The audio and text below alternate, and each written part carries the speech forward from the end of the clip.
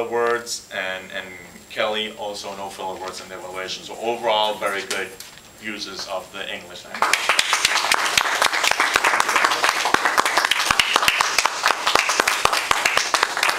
Thank you, Matthias, for that evaluation. Now it's time to hear from our general evaluator. Please join me in welcoming Dave Walker.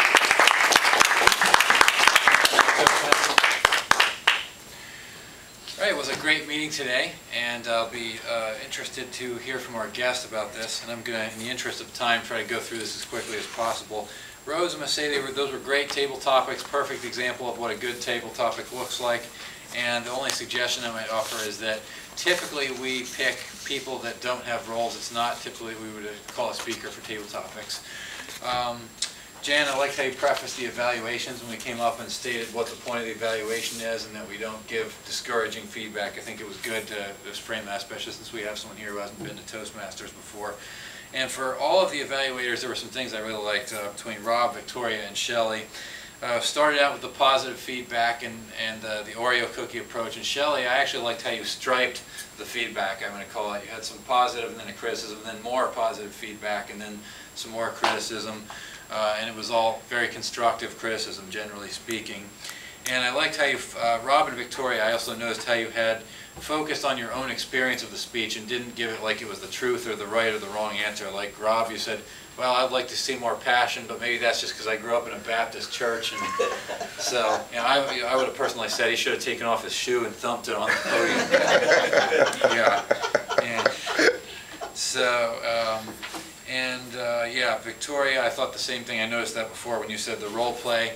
You had difficulty following it, but you focused on yourself and your experience of it, not like you were just dictating this is the right way and this is the wrong way. So I think that's definitely a good way to do an evaluation, very effective.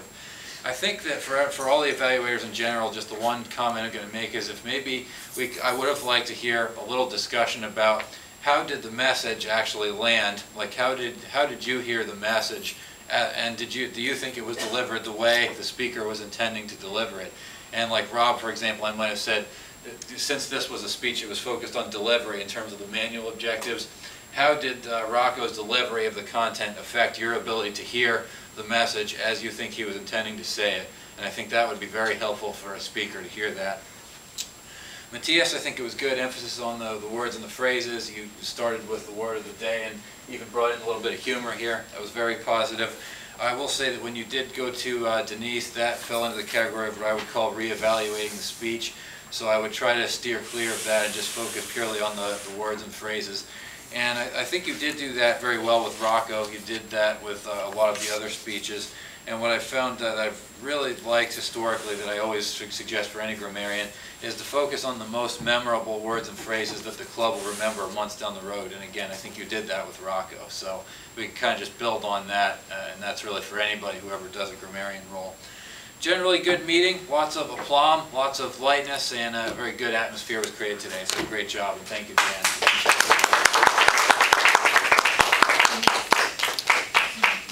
Okay. Please cast, Madam Timekeeper, were all of the evaluators within their time limits? Matthias went over at 3 minutes 54 seconds. 3 minutes was his limit, so Matthias went over. So you can vote for Shelley, Rob, Victoria, or Dave. Please cast your ballots, pass them to Jessica. And while we are doing this, LaToya, would you like to tell us a little bit about yourself? Okay.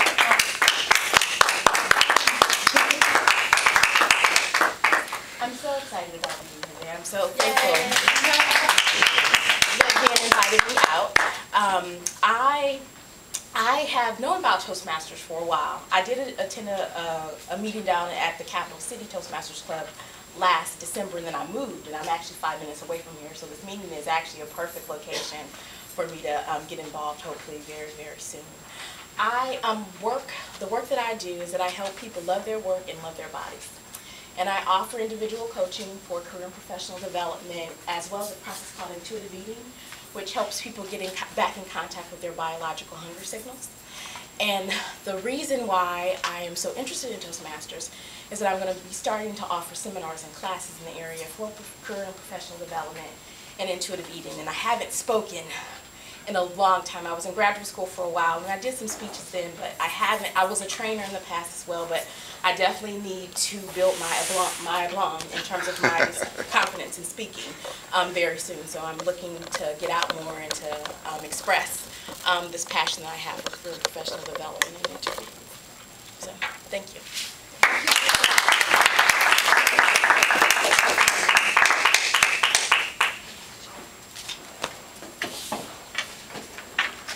And the ballot, please. Best speaker goes to Rocco.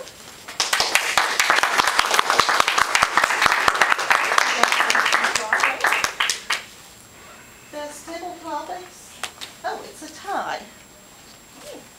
I need a second table topic ribbon here.